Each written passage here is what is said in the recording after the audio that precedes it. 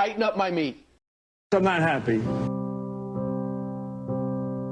I don't need Elizabeth Warren or the government giving away my money. Calling Mike Bloomberg an oligarch has implications in this country that I think are unfair and unreasonable. I care.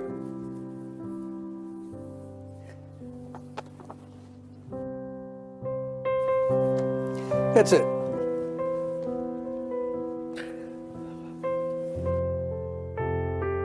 Makes you think of some rich person who got their money off of oil in Russia, who's taking advantage of a broken and dysfunctional system. Bernie Sanders saying, the country's corrupt, our system's corrupt. Be careful about that language, Bernie. You know, be careful. Oh, well, I'm sorry.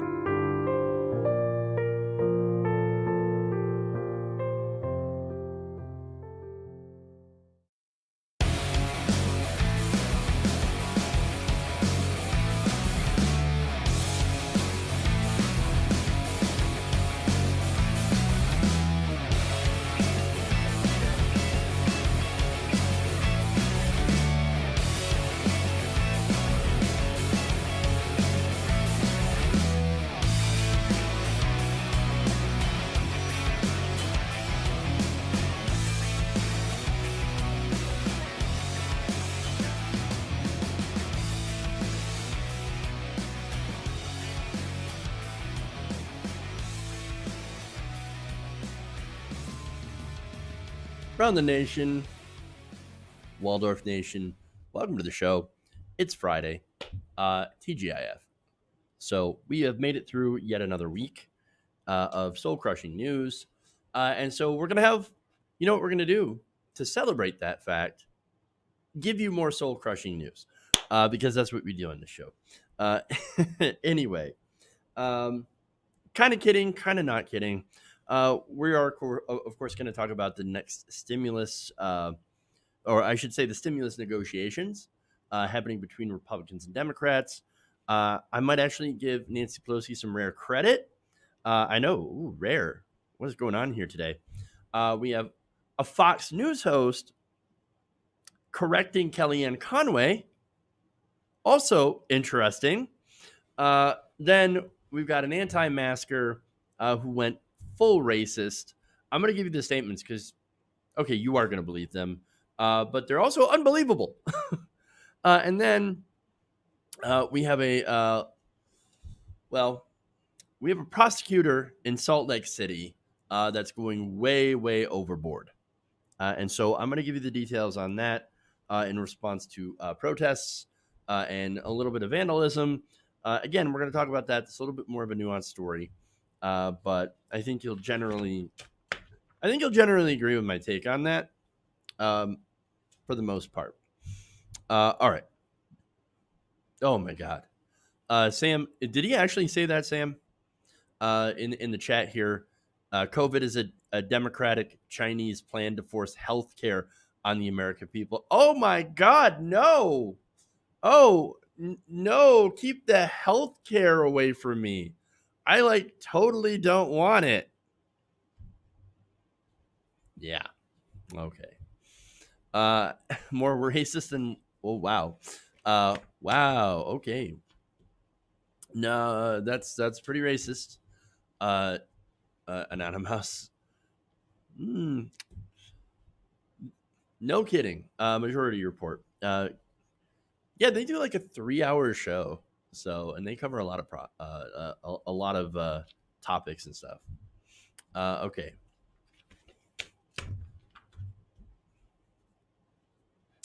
So, anyway, before we get to the show, please like and share the stream. Very important you do so. If you're listening to this on iTunes, make sure to, what is it that you do on iTunes? You like something? Does it work the same way? I don't necessarily know. Or subscribe or follow or whatever. Same with Facebook if you're watching this. Sam Cedar will host All In tonight. Oh, that's cool. Yeah. So good. That's super interesting. So Sam Cedar does a pretty good job. I don't always agree with his takes, but generally I think Sam Cedar is a pretty good, ally to have. And so it's good to see that, at least one more progressive voice ends up on MSNBC. Could use a few more. Could use it for even more lefty voices, but I guess we'll take what we can get because we're not getting much more than that. That's for sure. All right. Anyway, so I guess we should start out with the news about the stimulus bill. At least some of the latest news that I have on that. The situation changes, but I'll try to give you the best breakdown. So let's do it.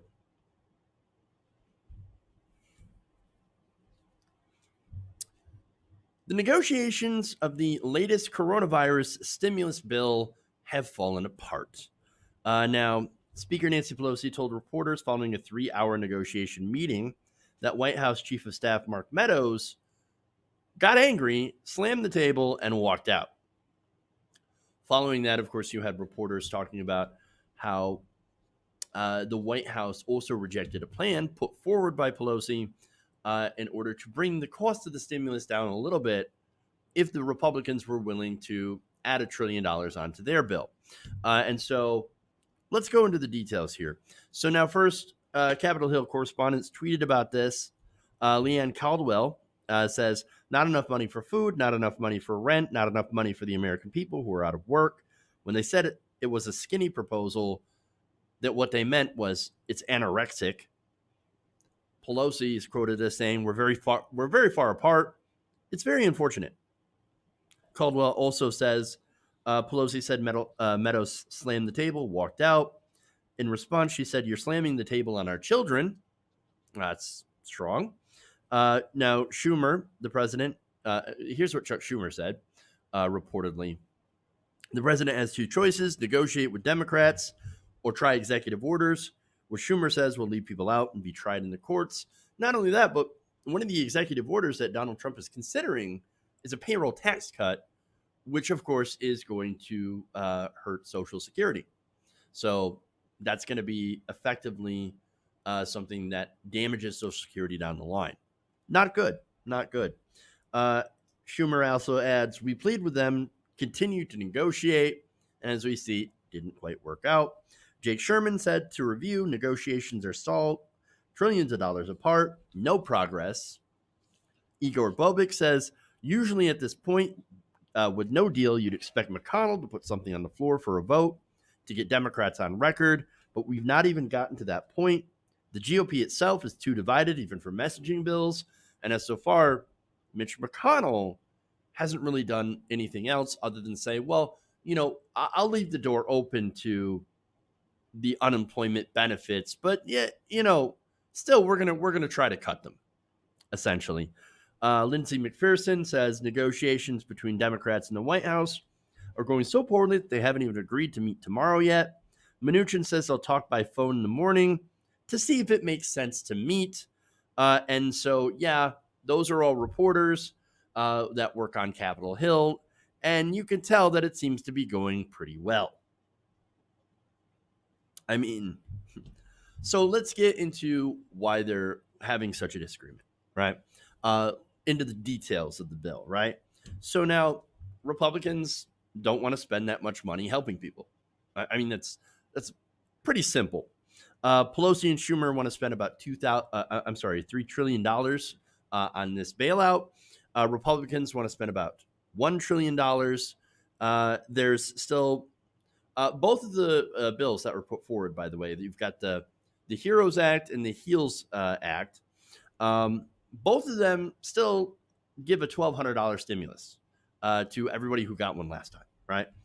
Democrats, though, do want to increase the amount given to dependents to $1,200 from $500, but cap it at 3 dependents, whereas Republicans want to stay with the $500.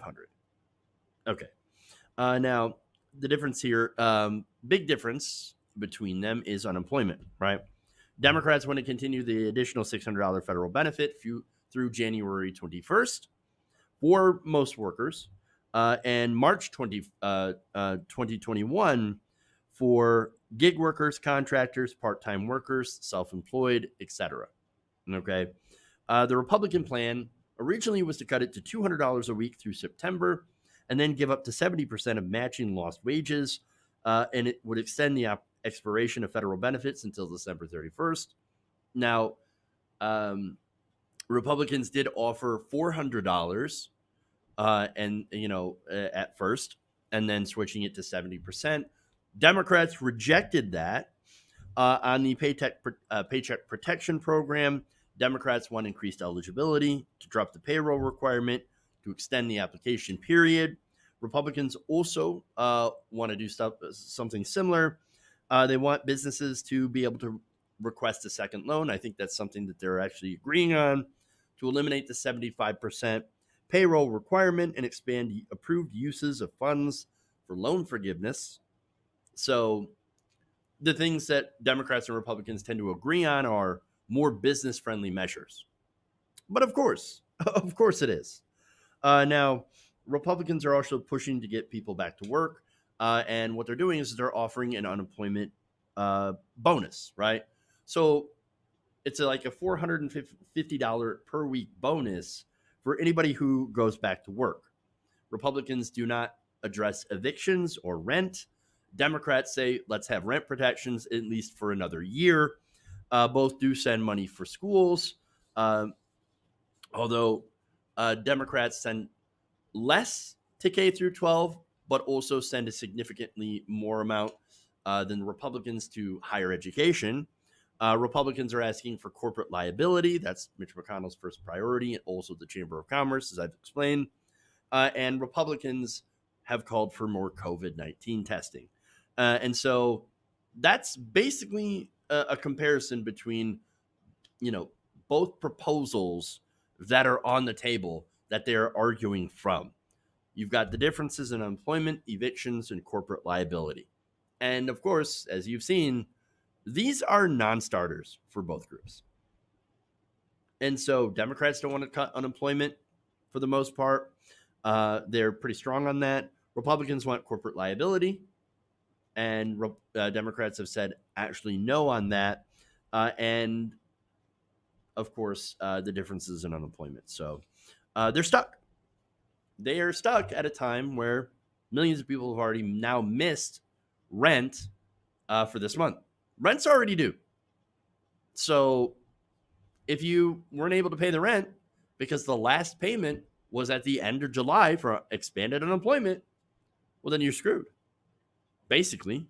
And a lot of places have had their eviction moratoriums that were had been lifted. And so now you've got a run on landlords evicting tenants who cannot afford to pay the rent. And that's what you have. Now, you've got the job, which is interesting because it contrasts with the jobs report, right, that had just come out. So now the jobs report says, yay, we added 1.8 million jobs. Now, experts are saying that's not nearly enough. Doesn't even come close to what we've lost. But generally, when you're talking about the jobs report, you kind of missed the point, right, of the fact that we still have COVID-19. Coronavirus is still spiking in many places, many states. And so what you have here is a situation where you shouldn't be applauding that many people going back to work at this moment in time.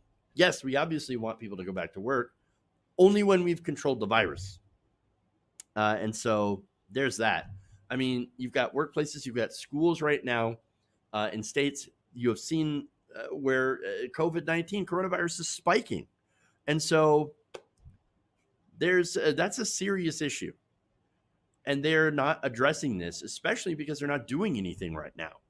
So now on that, the American people obviously are not, they really can't afford to wait for Congress to get their shit together. Okay. And that's the problem. And right now, and not a lot of people talk about this, I'm really worried that we're about to see homelessness levels rise to a scale, the homelessness crisis, the housing crisis, rise to a scale that we've never seen before. And that is just, it's absolutely, on the one hand, unfathomable. And yet, it's in the works. We're going to see it. Republicans drag their feet, while Democrats, look, to be fair, they passed the HEROES Act back in May. back in May, they addressed this months ago with at least a moratorium. Now, you guys know my opinion on this. I think the Democrats should go harder on this. Obviously, I think we need the Ryan Khanna plan, right? Tim Ryan, Ro Khanna got together, $2,000 a month UBI until this crisis is over, until employment returns to pre-COVID levels after we have handled the coronavirus, and then also freezing rent and mortgages. We have to have a rent and mortgage freeze. We have to. We also need to have a vaccine that is free for everyone. There's a report out there recently where one of the companies, and I forget the name of the company, so I apologize for that, is planning on charging $2,000 to $3,000 for a vaccine. That is unacceptable.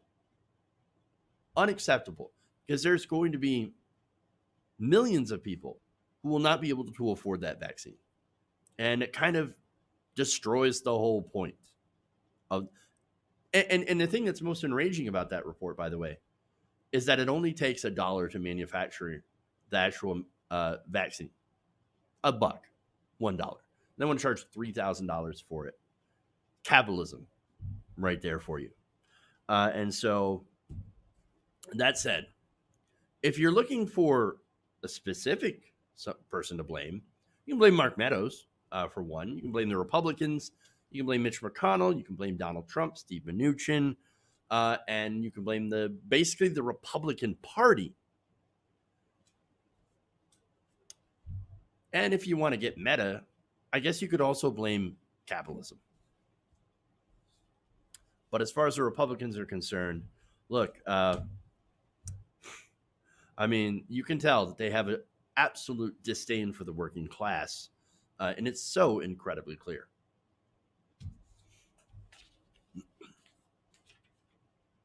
All right.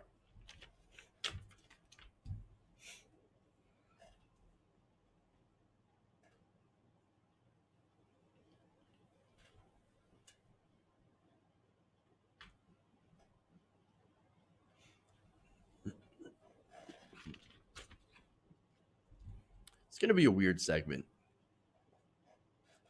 but you'll see why. Why can't you go across the aisle and say Representative Lewis, civil rights legend, would have loved it if we could do something for the totally disenfranchised in this country, no matter what? Can we give a huge chunk of money to the people who are disenfranchised? Perhaps you mistook them for somebody who gives a damn for what you just described. So that was House Speaker Nancy Pelosi actually sounding pretty strong. And that is, in my opinion, quite rare. So now, of course, she's strong against the Republicans who are stalling on passing a new COVID-19 relief bill. So now you've got basically the Republican HEALS Act versus the Democratic HEROES Act. And they're fighting over things like enhanced unemployment. They don't agree with that. Hazard pay for workers, and pretty much the total cost of the bill. In fact, Republicans do not want to spend any more money unless, of course, it goes to the donors. Republican donors already got their gigantic bailout, trillions of dollars getting sent to the banks, getting sent to the largest corporations on the planet. And so, well, they already got that. They don't want to spend any more, especially if it goes to the people. Ooh. Or, without some sort of corporate liability protection. That's what they want. And so generally they serve their donors, right? So now they both parties agree that you should send out more stimulus checks because, look, let's be honest, even Republican congressmen, they know how the economy works. They know that people have to have money to spend, right? They know that stimulating the economy, that one way to do that is to actually directly put money into people's pockets. They know that. Remember, the Bush administration sent out $300 to, well, I got $300 back then, but they sent out stimulus money from anywhere from $300 to $600 to every taxpayer, right? And so that was a little bit of stimulus. Now, it wasn't enough, and the $1,200 is also not enough. It should be $2,000. However, that's what they agree on for the most part. But again, the Republican proposal is generally too small, too corporate friendly. And so I have some issues with that, right? And apparently, so does Nancy Pelosi. Generally, I think they do agree on most of the corporate friendly stuff, but the Democrats at least try to throw a bone once in a while. And so, anyway, she is going to continue to hammer Republicans, and I enjoy it very much, and I'm sure you will too. That's the problem. See, the thing is, they don't believe in governance. They don't believe in governance, and that requires some acts of government to do that. But just what you described is what Mr. Chuck Schumer, is proposing that we do with some of the resources in the bill. All right, so look, it's true. Republicans, they don't believe in governance. They don't. And so there's no lie in what she's saying, right? Absolutely right. In fact, Republicans want to get people back to work in the middle of the biggest pandemic in modern history. That's a stupid idea. We have nearly 5 million cases. 160,000 people have died so far. And now we're worried about sending kids back to school, right? And reopening the economy when we shouldn't be doing either of those things. You got hospitals in Texas, Arizona, and Florida that are overwhelmed, and still they're sending people back to school. They want to restart in-person classes. And again, terrible idea. I read a report this morning, 7-year-old boy with no health issues, right? Died from coronavirus in Georgia. But of course, nobody cares about him because he's black, right? No, this virus is serious, and we should not be opening up until we get the numbers down. But here's the thing, right? And here's the thing the Republicans bank on. People are so desperate now because of largely government inaction, right? Not enough stimulus for the people, too much stimulus for the corporations, that people generally, they don't want to go back to work, but they have to. A lot of small businesses, they can't afford not to open. Many couldn't get loans because of big businesses. They came up and scooped up that Paycheck Protection Program money. And, because it had very, very little oversight. I've done reports on where some of that money ended up, and it's absolutely egregious that it did not go to help the people that it was supposed to for the most part. And so a lot of these small businesses, they see their Republican governors ease restrictions and open up, and they say, well, I don't want to go under, so we're going to do the best that we can, and we're going to open up. We're going to call people back to work, right? And so if you call people back to work, by the way, they can't get unemployment benefits, and that's what Republicans want. They don't want to pay unemployment. They don't want to pay out anything more than they have to, unless it goes to their corporate donors. And so the irony about all this, right, is that these small businesses, well, suddenly they get a bunch of people with coronavirus in their businesses, and they have to shut down again, leaving those same people back and stuck. Now, especially now that the enhanced unemployment benefits are now over. But so understand that the biggest problem that I see here is Republicans, not taking up the negotiation sooner, right? They sat on their ass since May. They just now, within the last couple of weeks, said, turns out we have an impending humanitarian disaster. I guess we'll negotiate now, but understand that's sort of by design. I know they were saying, Mitch McConnell was saying that, we just need to have it play out. We need to see, where that money goes, right? And how it impacts the economy. Well, so far, hasn't been doing all that great, okay? We're nowhere near pre-COVID levels. And also, we have a gigantic humanitarian or housing crisis, both really, a giant housing crisis right up on the horizon. Not good. Not good. But again, Republicans decided that they would, take somewhere around 3 congressional recesses to actually wait to do something. So yeah, if you do believe in governance, you cannot be part of the modern Republican Party. All right. Just saying. So now that said, I'm not a Pelosi fan. You guys know this, right? I don't think she's progressive enough. That's my main problem with her, right? I don't think she's progressive enough. I think we do need a progressive to lead the party into a better direction. I've had problems with her not supporting Medicare for all when 87% of Democrats support Medicare for all, and she's just not ready for it, right? That's my big beef with her, right? And look, I also sometimes have issues with the way that she negotiates things and gives too much away to Republicans, okay? But on this, I got to give her credit. So far, she seems to have held. And I know it's politically good for her, politically good for the Democratic Party, okay? And so I had heard talk before that Republicans might have caved on unemployment, but it turns out they did not do so.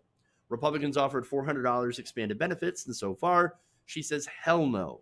How about give us the $600 or go pound sand? And that's the right answer. Because look, she's doing it because she actually can be, when she wants to be, an excellent politician, right? Now, again, there's a difference between excellent politician and somebody who serves the people excellently, right? And so understand that's kind of the difference between progressives and centrist Democrats, is that progressives serve the people and they do so excellently, right? Nancy Pelosi, at least in this, is serving the people, is doing her job the way that she's supposed to, and she's playing politics. And she might actually get a win out of this one, which is a win for the American people. And so I do appreciate that she knows how to use her leverage. I just hope that Republicans care enough about their jobs to fold instead of Democrats. And so we'll see. We'll see. But so far, credit where credit is due. When it comes to the politics of this issue, Pelosi is very, very clear and clearly on the right side. And I think has a very good chance of actually bringing home a win to be able to get the American people who are hurting right now that $600 unemployment benefit, as well as more stimulus. And, we just have to wait for Republicans to give up. Yeah, see, this is a great comment. Ravaging Wolverine says, Pelosi's smart enough to know that when to step up and when she can be awful with no consequences. This is timed well enough to help her election. Yeah, again, she's a politician. Of course she's a politician. And so you have to understand that, right? That's another reason that I do criticize her, because she is a politician. And politicians generally tend to serve their own interests. And, of course, if their own interests coincide with the interests of their constituents, then, of course, it's natural to see that they're going to, go along the same lines and use that. And so, nonetheless, I got to give her credit where credit is due. And I think that was an excellent move, an excellent play, if you will, because in the end of the day, it's about policy. And at least this policy will help millions of people avoid homelessness, starvation, and all that stuff. Basically it. All right. Brad Bloom says she's genuinely threatened by Shahid, so she'll be trying to front like she's good for us. Look, I don't know the polling on that, Brad, so I have not been watching that. I should definitely look at the polling before, making those generalizations. Look, okay. Look, giving her credit on not folding to Republicans is not like, oh, she's the greatest person ever, right? So if I'm not allowed to give credit where credit is due, then what's the point, right? No, you've got to give her credit, because that's the only way she's going to know, what people want, right? And it's that outside pressure that does help, because she's still relying on votes. Anyway, XRP Florida says, whether you love or despise Pelosi, each time she's dealt with Trump, she's totally eaten his lunch, compared complete political mismatch. Well, yeah, I mean, it's not hard to eat Donald Trump's lunch. But yes, she does do that. And she also, of course, I mean, yes, she outplays him every time because he's a moron. But she does it very well. And so let's be fair about that. Stimulus should be more than $1,200. I agree. All right. Anyway. So let's go to Fox News.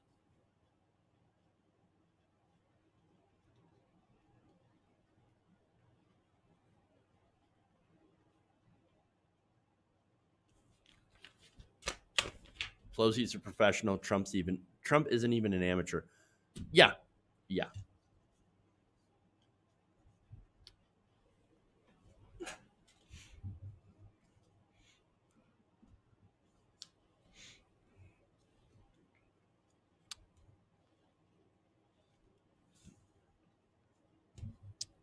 Okay.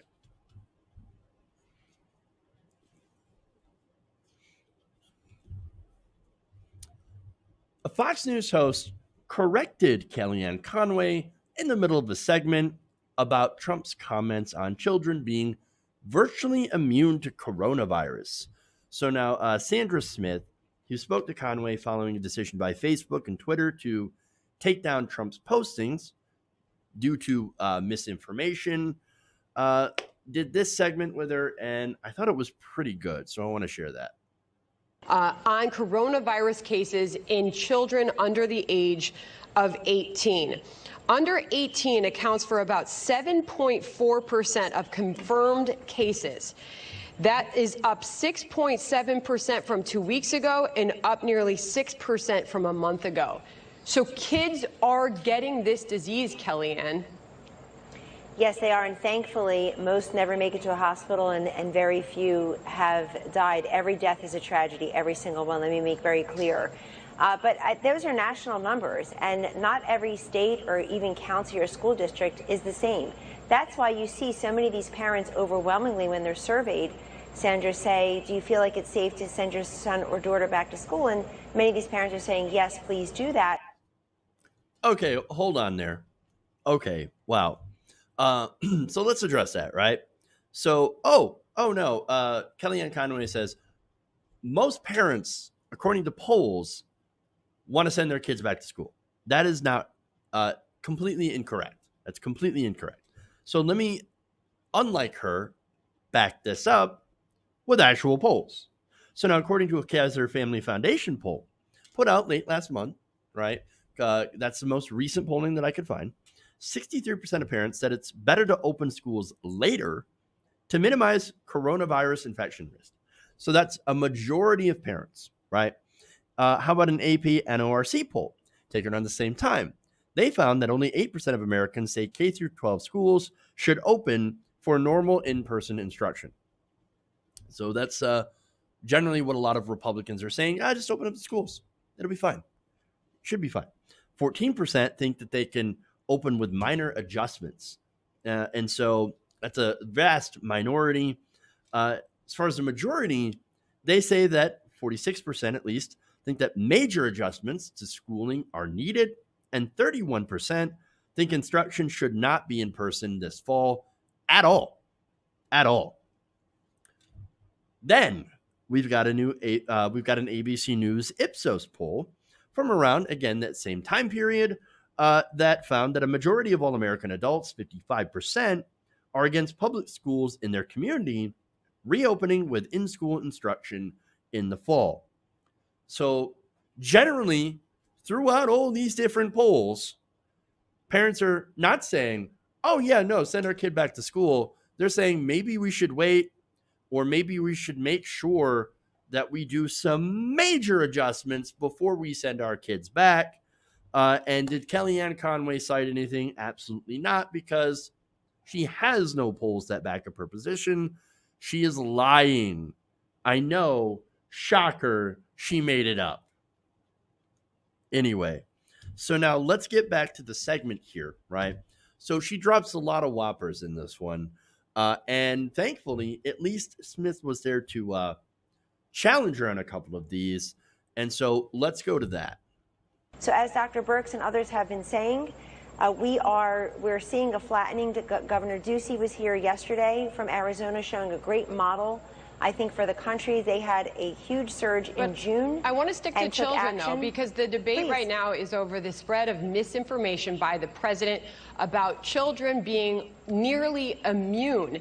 Having under 18 kids in this country get the disease 7.4% of the time is not nearly immune. So is it helpful for the president to tell parents that children are nearly immune from this and then have it factually spreading child to child in places like Mississippi, where they've opened the doors to their schools? Well, in many interviews, the president makes very clear, uses the New Jersey example, information he got from Governor Phil Murphy, a Democrat of New Jersey, that in New Jersey, which was, I think, the second hardest hit state for a while, you had, I'm told, one child under the age of 18 who passed away, and that individual had underlying conditions. That's the information I have. So I think the president is making clear that overall, the average age of those who passed from coronavirus is still at about 78. Over 40% of those who have passed away were in long-term facilities or nursing homes. But I think we also have to make very clear that a lockdown and shutdown may work for Joe Biden in Wilmington. It doesn't work for the rest of the country, and it doesn't work for many of our school children. We can't create a pandemic within a pandemic. We know from many of the health professionals that extended lockdowns and not being in school and pretending that we can replicate that online increases so many other maladies for these children. And I get that, Kellyanne, and that's another conversation. But the point is, the president in that interview on Fox and Friends yesterday morning said it's going to go away, like things go away. And that is something many people are taking issue with. All right, so count the interruptions, right? Where she's like, actually, no, the kids, the kids are not immune. We have the numbers. And, all Kellyanne Conway can do is be like, New Jersey, the kid in New Jersey, right?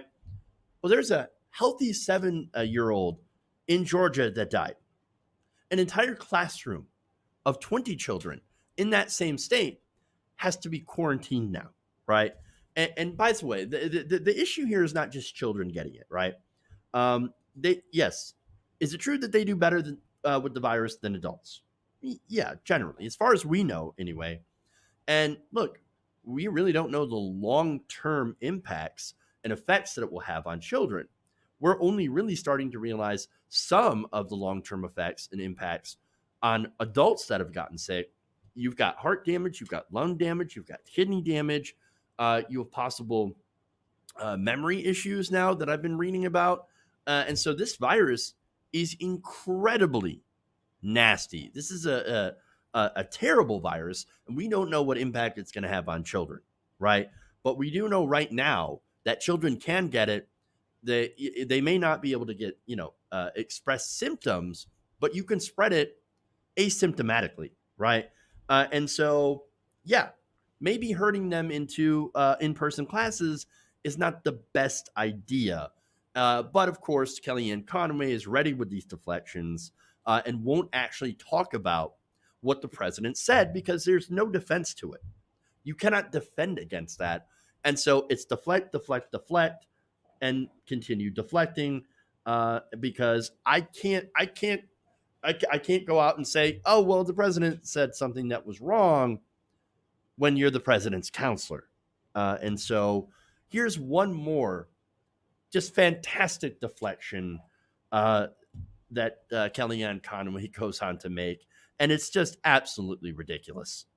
When Twitter has, of all people, I'd imagine tens of thousands of people work at Twitter, Sandra.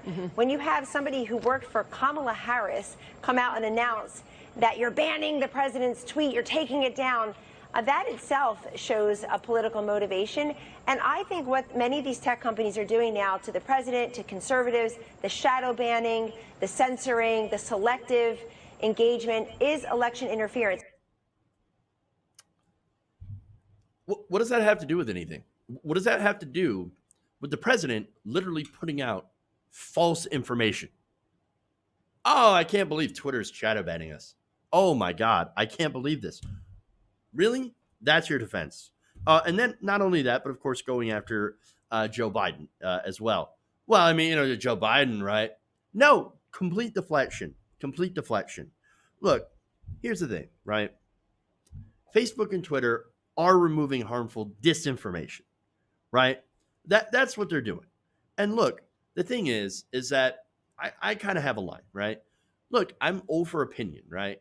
And I'm in favor of free speech, right?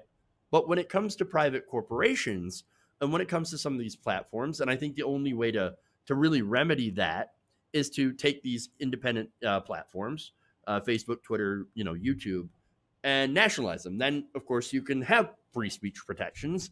But unless that happens, you don't have free speech protections. And so that's, by the way, and what the president's saying is not an opinion, which you are allowed to have. It's actually targeted disinformation from a political campaign for political reasons. And that's why it was removed, because it is harmful. It's not censorship. Again, private corporations. And unfortunately for them, these corporations are not required to platform disinformation. Now, for a long time, they have platformed disinformation. And even Facebook has a lot of problems with that as well. But seriously, this is disinformation, right? And it shouldn't be up there. It shouldn't be up there because it is harming people. And so, again, it's not even about fairness at the end of the day, too. And here's the thing. The same people cry when Facebook or Twitter decides to post an independent fact check on any of their statements. So it's not even about like, well, I mean, now they're getting rid of our stuff. And that's totally unfair. Whereas before they were like, I can't believe they would dare to fact check us. How dare they do that? Well, then what are we supposed to do? Just allow you to spread misinformation unchecked? Where, look, in a lot of online platforms, Facebook, Twitter, and YouTube are dominated by the right wing. They're dominated. The algorithms favored disinformation for such a very, very long time. And there are still that IDW, pipeline, that pipeline to the alt-right, that pipeline to the alt-right, which is spreading dangerous misinformation all over the place. And so, at the very least, what they could do is do a fact check. Now, I understand the concerns from some leftists as well on this issue, because I understand, like, you don't want to make a corporation the sole arbiter of truth, and that's not what we want to do either. So we would like independent fact checkers to be able to say that, hey, this is straight up misinformation or disinformation that is harmful to the great majority of people. I mean, again, if you were to have, and I agree with this, right? I actually agree with this. If somebody puts up a YouTube video that says, hey, you know what you should do? All the science on COVID is bullshit. Everything that the doctors are saying is bullshit. You should inject bleach. That should be removed. You should remove that from Facebook, because guaranteed somebody's going to do it. You know why? Because people have done it, right? People did who listened to these conspiracy theories said, okay, that's exactly what I'm going to do. They listened to the president. And then, of course, there's a new report about people eating hand sanitizer. Don't. Listen to the doctors, listen to the real professionals, and don't be taken in by actual disinformation. And I'm sorry, but I do agree that stuff can and should be taken down.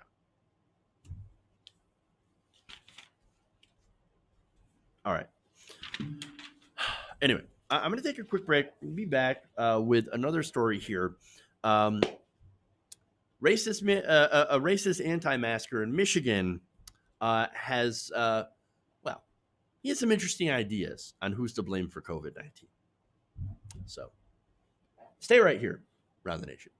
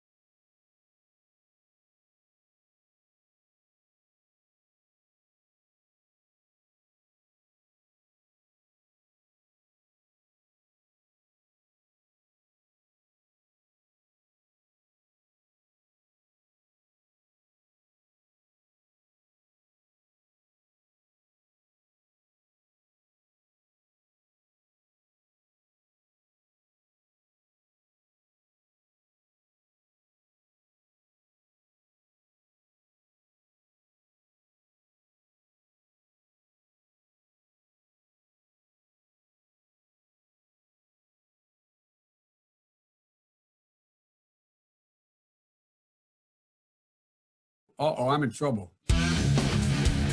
Mike Towns. Tighten up my meat. I like my meat tight.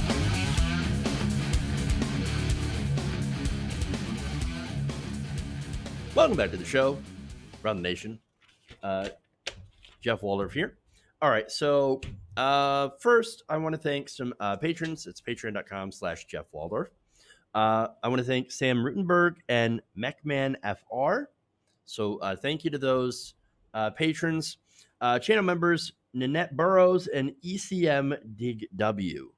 So thank you to those channel members. You want to be a channel member, click the join button below. All of it goes to, of course, help independent progressive media. So let's do this Michigan story from mine, kind of around my neighborhood, I guess.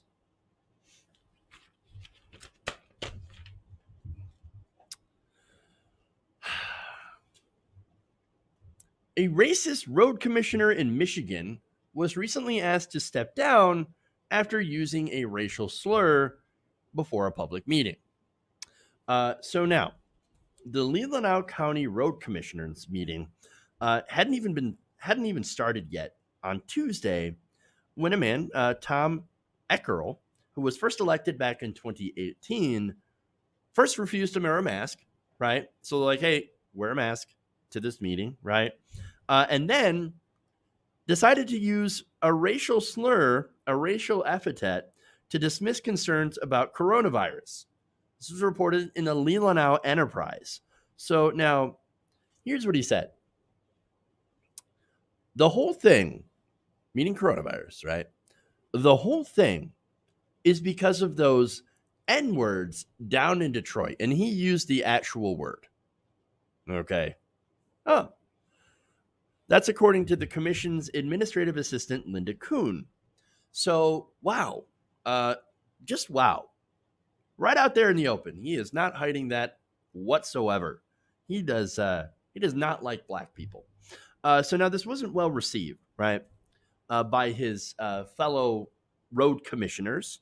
Road Commission Chairman Bob Joyce said that he was furious with Eckerl and had been in touch with the commission's attorney, although unfortunately no action has been taken against the remarks in that meeting. And there's a reason for that, of course. So now Joyce said this, quote, "In no way, shape, or form do we condone this type of behavior. We're trying to find out what can be done."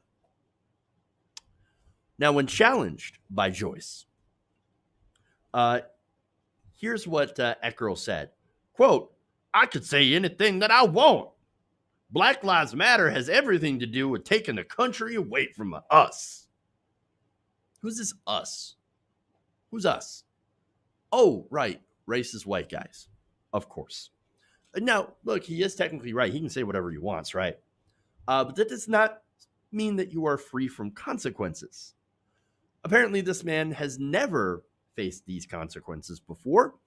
And by the way, he seems to be a bully, right? At work. He has forced people to resign due to his treatment, right, of people on the job. For example, a former engineer frequently targeted for criticism by Eckerl resigned last year. The board's finance minister and secretary resigned after 18 years to take a similar job in a different county. This is all after he was elected in 2018. The Road Commission's former managing director left shortly after Eckerl's election, and his replacement lasted less than a year.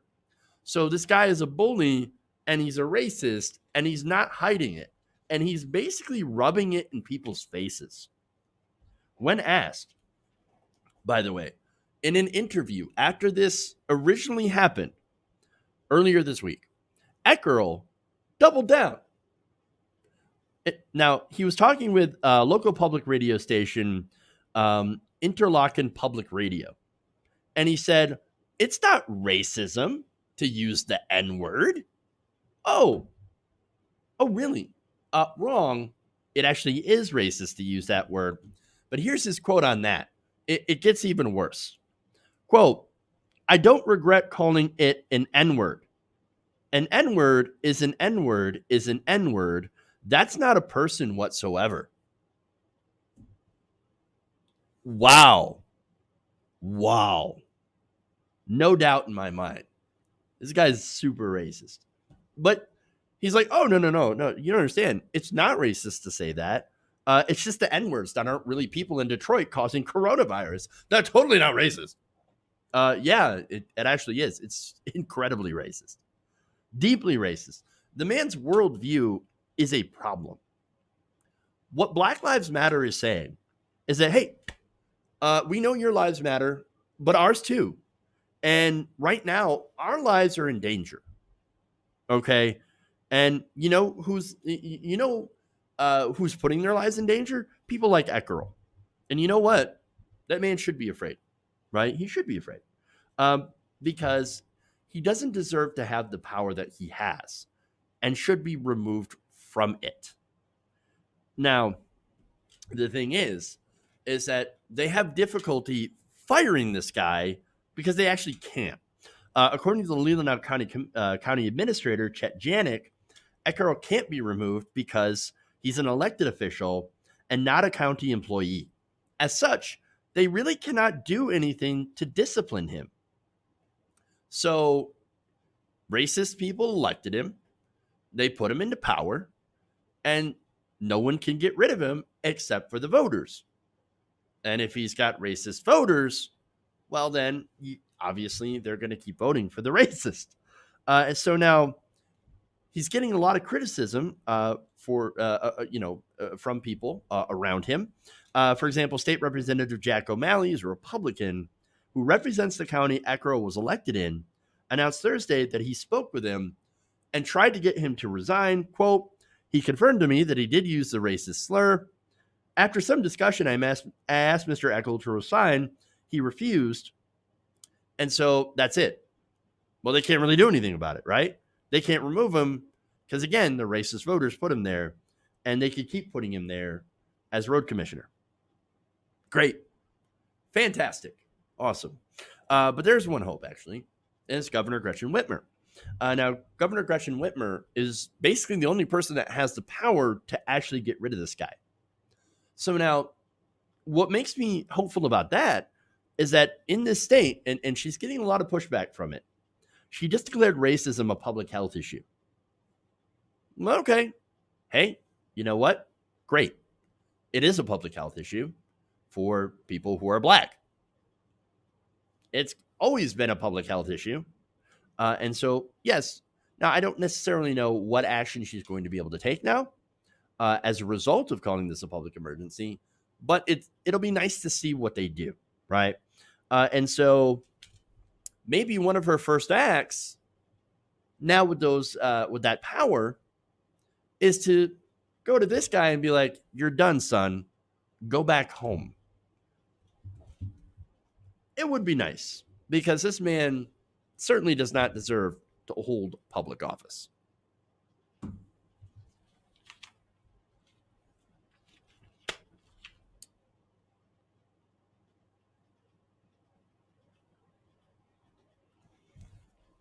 One more story here.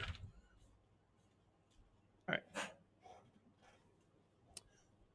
Black Lives Matter protesters in Salt Lake City may be facing the possibility of life in prison for vandalism. So now, what's going on is there's been protests in Salt Lake City for quite some time, at least since July, early July. And as a result, several protesters had been accused of splashing paint and breaking windows of the district attorney's building. So now that same prosecutor, that same district attorney, is now using gang laws to try to get these people sentenced to life in prison.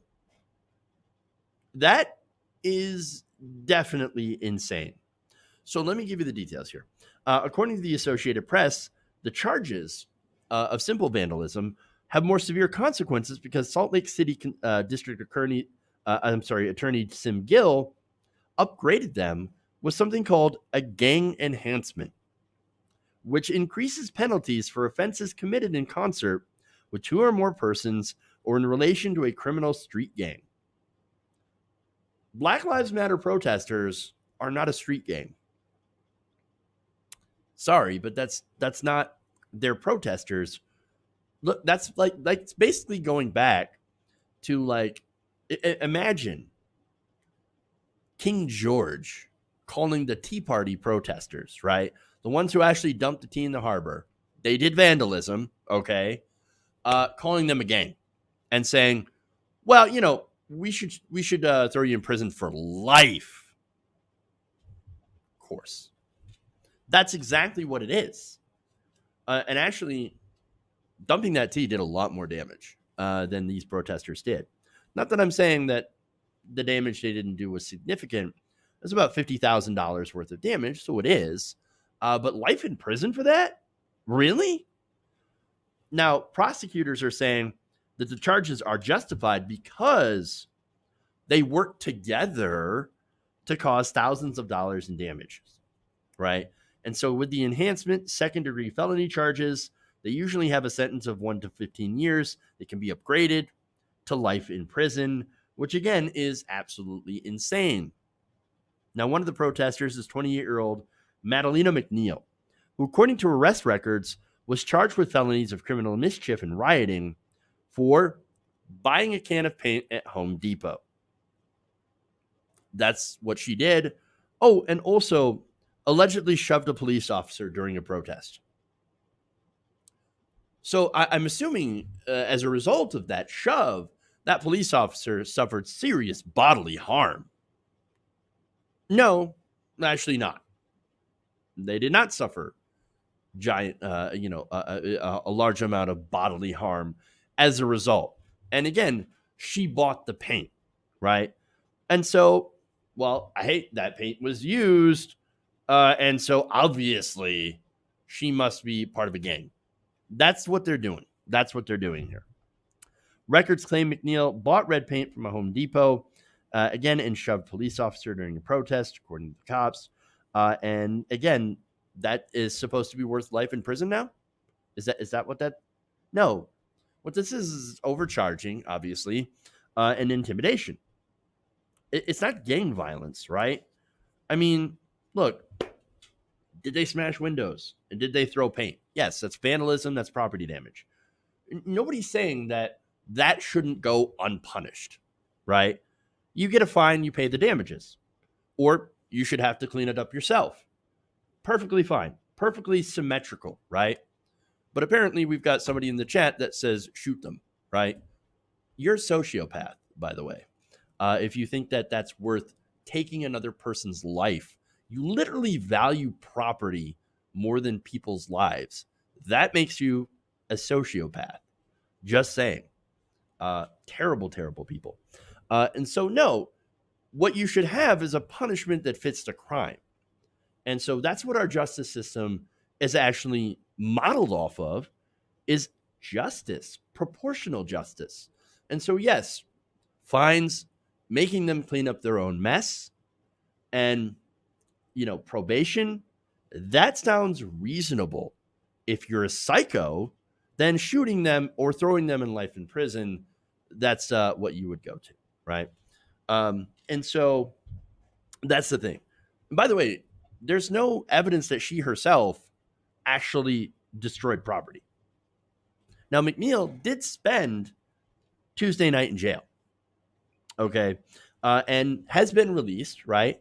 And she said KOTV that she didn't do anything wrong other than buy the paint, but said it would look silly at the potential of life in prison and not be scared, okay? And so, yeah, there you go. Gil, for his part, said that he's just using it to cop pleas to lesser accounts, but still, that's some bullshit, right? Unacceptable, I think. It's extremely excessive, and it's part of police intimidation. It's literally state-sanctioned violence. You don't see the police that were beating peaceful protesters in Portland get charged with life in prison, right? No, it's because they have qualified immunity, right? We literally set it up so that the police officers, they can do essentially almost whatever they want and get qualified immunity for it. But unfortunately, if you splatter paint or if you run into a police officer in a way that they don't like, well, they can throw you in prison or potentially throw you in prison for life. That's what that is. Now, Gill's charges, of course, did not go over well, right? And so, for example, here you have, let's see, Salt Lake City Mayor Aaron Mendenhall saying, quote, the potential punishment facing some protesters is excessive. While I believe there should be consequences for breaking the law, as I agree with, right? The potential to spend life in prison for buying paint is too severe. 100%. The Salt Lake Tribune also reported that many have accused the district attorney of filing excessive charges because the broken windows and splattered paint were part of his office building and the surrounding area. Oh, so retaliation, basically. According to the newspaper, 7 people have been charged with first-degree felonies for allegedly helping buy, transport, or help splatter the paint in the street, or for breaking windows. Which, by the way, why isn't anybody charging Umbrella Man with this? Oh, right, because he's a white nationalist. He's been, no, not white nationalist. He's been outed as a white supremacist. I wonder if anybody's going to go after Umbrella Man for smashing windows with a life sentence. Probably not. Probably not, because he's not on the side of Black Lives Matter. And that's also what it comes down to. They don't like Black Lives Matter, and so they will be retaliatory, and they will crush protests the harshest way that they can. And so back to Gill, right? A lot of people, attorneys for the defendants and people in the community are saying the guy's just upset that you messed up his nice office building. Oh, well, that's definitely what it seems like. And look, understand, I'd be upset too. Well, of course, right? And this all goes from, I should say, stems from a protest where there was a black man who was armed in Salt Lake City who was shot and killed by police. Now, that person was running from police. He had a gun. He dropped it, picked it back up, dropped it, picked it back up, and then picked it up a third time and brought it to his waist. That's when police shot him. So that actually, what happened is that Gill said he ruled that that was justifiable. And look, from what I heard from that so far, it seems like I would agree with that decision based on what I know of that case.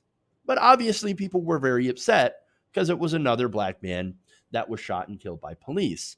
The family is saying, well, they could have tased him, and that's certainly an option. And I would actually go with that if possible. But according to the way that the laws are in this area in Salt Lake City, I should say, police had the power to be able to make a distinction legally to be able to use deadly force against someone they believed was going to cause imminent bodily harm. And so, they were upset about that, but these retaliatory over excessive sentences are just ridiculous. And that is the problem, right? And so, look, if you're a prosecutor, you've got discretion. And they should use that discretion to give a proportional punishment, right? I mean, back off the life sentence, right? Go with a misdemeanor. Go with some community service. Do something like that, because understandably, most protesters are not in favor of smashing windows or doing vandalism, right? They want to protest peacefully against injustice, right? But when the when the DA decides to use his power to try to basically punish people for something against himself, okay, that proves the point that maybe the justice system is a little too punitive and needs major reforms. And so you might want to think about dialing it down, Gil, and maybe make a better case for yourself. That's all I'm saying.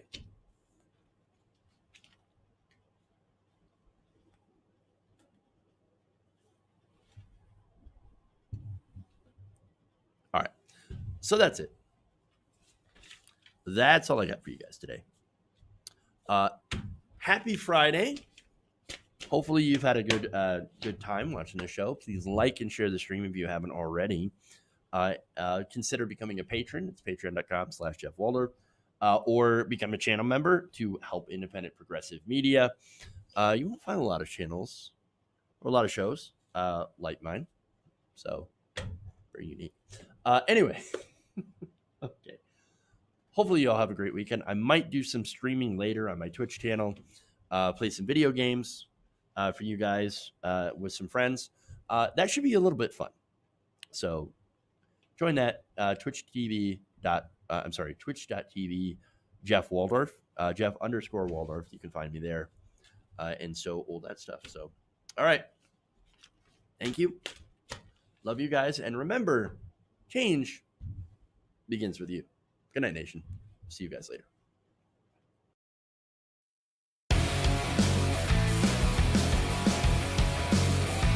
Tighten up my meat.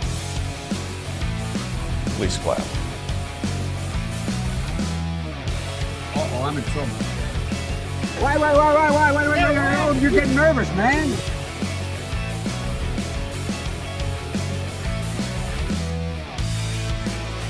Mike Pounds. Tolerate.